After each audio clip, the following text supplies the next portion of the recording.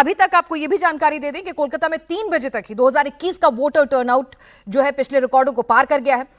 Kolkata north में 3 बजे तक 78% वोटिंग हुई है। जरा सोच के देखिए कि अभी 3 घंटे का मतदान बाकी है, 3 घंटे की पोलिंग बाकी है और पीक दोपहरी में अगर इस वक्त तक 78% वोटिंग हो सकती है तो फिर जरा सोच के देखिएगा कि अगले 3 घंटे में 90 को भी पार करेगा, यानी इस बार एक नया रिकॉर्ड बनेगा।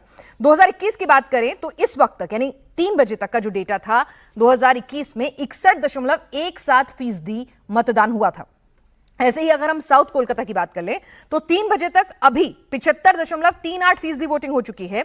वहीं 2021 से कंपेयर करें तो 3 बजे तक कुल वोटिंग 63.55% थी। यानी बंगाल में पुराने रिकॉर्ड टूट रहे हैं। बंगाल में सुबह से ही पोलिंग स्टेशन पर वोटर्स की लंबी लंबी कतार दिख रही है। लोग उत्साह के साथ वोट डालने जा रहे हैं, लेकिन साथ ही साथ लोग हिंसा के बीच भी वोट डालने जा रहे हैं। कई जगह से हिंसा की भी खबरें हैं और सभी की जुबान पर एक ही सवाल है, अगर जनता इतनी बड़ी तादाद में सड़कों पर उतर रही है, मतदान केंद्रों तक पहुंच रही है, हिंसा की खबरों के बीच भी वो वोट डालने अपने मताधिकार का इस्तेमाल करने के लिए जा रही है, तो फिर ये वोटर किसका है? ये बदलाव का है या फिर बदले का है? आखिर दीदी के मजबूत किले में सेंधमारी का ये वोट है या फिर बीजेपी के विजय रथ को रोकने का वोट है?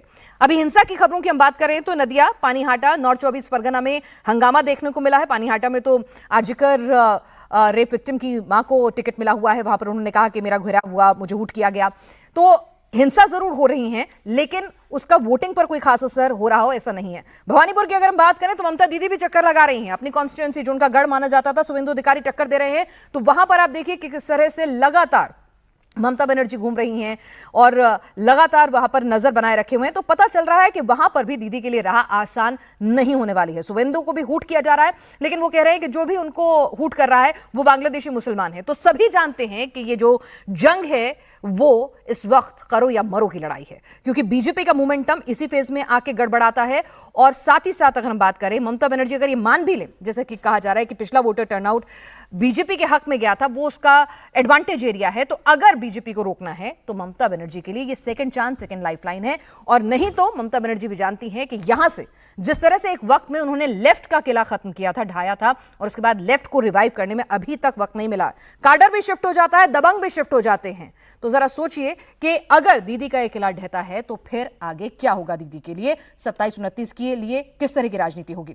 लेकिन इस वक्त डेटा की अगर हम बात करें, आखिरी फेज में 3 बजे तक 78.68% मतदान हो चुका है, जबकि पहले चरण में 3 बजे तक 78.77% वोटिंग हुई थी। 5 बजे तक यह आंकड़ा 89.93% तक पहुंच गया था। और फिर जब चुनाव आयोग ने फाइनल डेटा जारी किया था तो बंगाल में पहले फेज में रिकॉर्ड तोड़ 93.19% मतदान हुआ था। लेकिन अभी के डेटा की अगर हम बात कर लें तो जिस तरह से रिकॉर्ड तोड़ मतदान इस वक्त हो रहा है, 3 घंटे अभी बाकी हैं और 6 बजे भी कहा जाता है कि जितने लोग लाइन में लग गए हैं ना, वो सब लोग भी अपने मताधिकार का प्रयोग करके जाएंगे। तो जरा सोच कर देखिए, जब वो डेटा भी क्यूमुलेट होगा तो फिर ये तादाद कहां जाएगी? तो इतनी बड़ी तादाद में अगर वोटर निकल रहा है घर से बाहर, तो वो परिवर्तन के लिए निकल रहा है या फिर वो चाहता है कि यहां पर बदला लेना चाहता है, जैसा कि दीदी कह रही हैं कि बदला लेगा बंगाली मान।